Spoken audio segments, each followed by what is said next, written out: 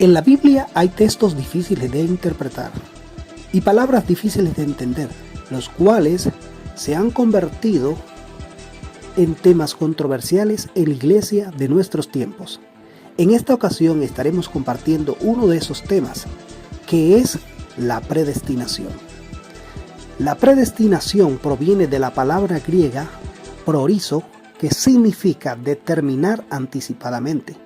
Podemos decir que Dios, en su infalible presciencia, ha elegido y ordenado desde la eternidad los eventos que ocurren en el tiempo.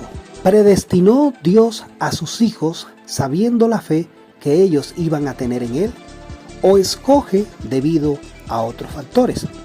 Para dar respuesta a estas preguntas, tenemos dos expositores que expondrán su punto de vista. Escuchemos al pastor Chuy Olivares y al pastor Miguel Núñez. Bienvenidos, esto es Puntos de Vista. Dios predestina a todos conforme a su omnisciencia. ¿Qué es esto? Al conocimiento previo que Dios tiene de todos, de todas las cosas. A Jeremías lo conoció antes de nacer, dijo. ¿Quiere decir que existía antes Jeremías? No. ¿O Isaías? No. Pero Dios, en su conocimiento, antes de nacer tú, en su presciencia, conocimiento previo de las cosas futuras que todavía no vienen, en esa omnisciencia, Él, aunque tú no habías nacido, ya te conocía. Él ya sabía que tú le ibas a recibir. Él ya sabía que tú te ibas a entregar. Y en base a eso que Él ya conocía, te trazó un camino y un destino. Y aquí hay un dilema teológico en el asunto de la predestinación. Algunos afirman que esto significa que Dios a unos los predestina para que se condenen al infierno y otros que se salven. Y los que son elegidos por Dios, esos pueden hacer lo que les da su gana, que al cabo ya me predestinó Dios para el cielo. No se engañen. Ese es un error, es garrafal de interpretación de la Biblia. Porque si Dios me escoge, me predestina para mandarme al infierno, cuando yo me muera, yo tengo el derecho de irle a decir a Dios: ¿por qué me mandaste al infierno sin tomar en cuenta lo que yo quería hacer? ¿Qué significa los predestinó? Ahí le va. Proorizo, verbo griego, que significa determinar desde antes las cosas en base al conocimiento. Y nos predestinó para que seamos conformes a la imagen de Jesús, no para hacernos ricos, hermanos. ¿Entienden? Entonces, en cuanto a otro ejemplo, Dios ya sabía que yo iba a ser pastor, fíjense. Entonces, Él me predestinó conforme a su propósito, y para formarme a la imagen de Jesús, nada más que Él dijo: Él va a ser pastor, porque Él ya sabe todas las cosas antes que sucedan. Y Él puso todo alrededor y a mi alcance para que yo llegara a ser pastor. ¿Entiende? Esa es la predestinación. Pero no en cuanto a salvación y condenación. No, es un error teológico.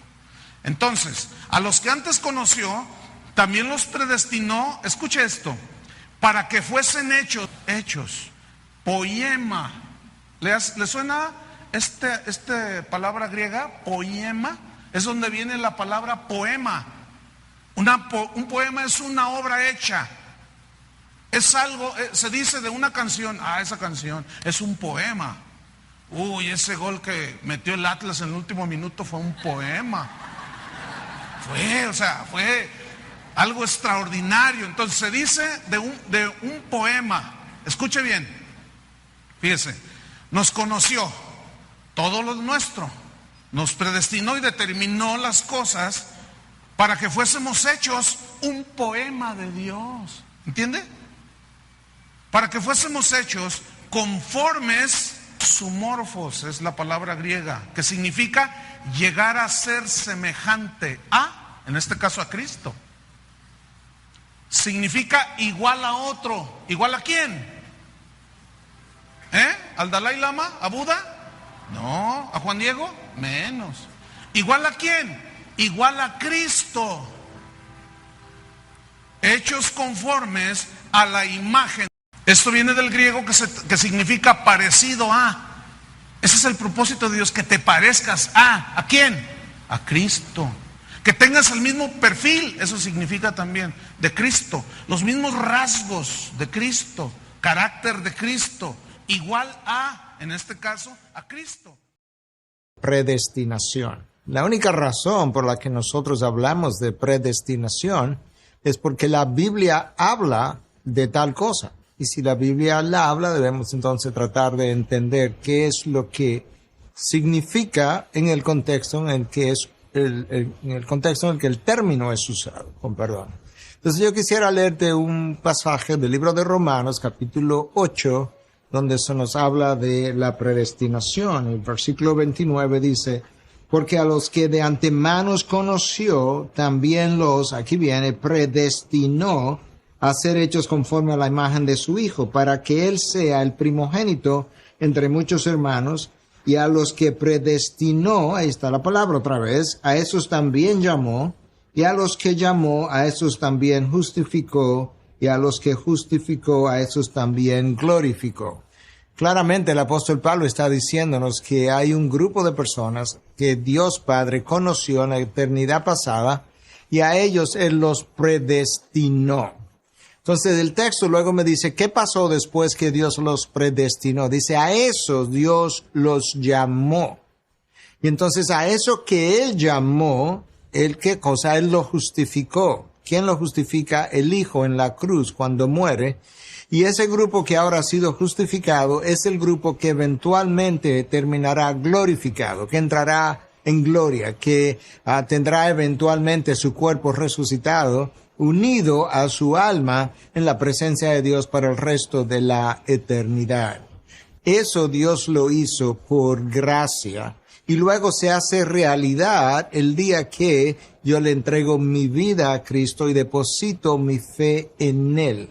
Pero la realidad es que yo respondo al llamado de Dios porque en una eternidad pasada Dios Padre, de libre voluntad y conforme a su sabio consejo y santo consejo, hizo una elección de mi persona que eventualmente se convertiría en una realidad que es lo que constituye mi salvación.